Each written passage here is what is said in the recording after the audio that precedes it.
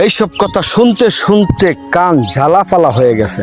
যেই মেয়েরা আসে সেই মেয়েরা বলে স্বামীর মনে কষ্ট দিয়া সুখ পাবে নাকি জীবনে। চোরে কি কোনোদিন ধর্মের কাহিনী শুনে? চরিত্র তেজার একবার দাগ লেগেছে, কি হবে সে সাবান দা ধুলে।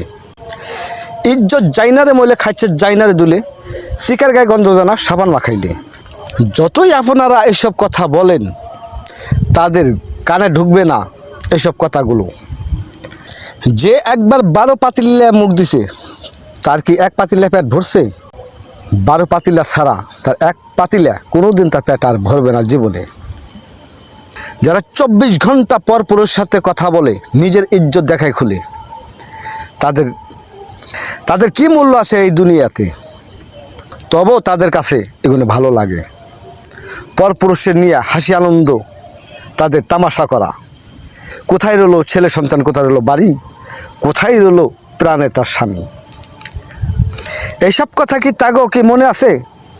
24 ঘন্টা থাকে তারা পরপুরুষ নিয়ে।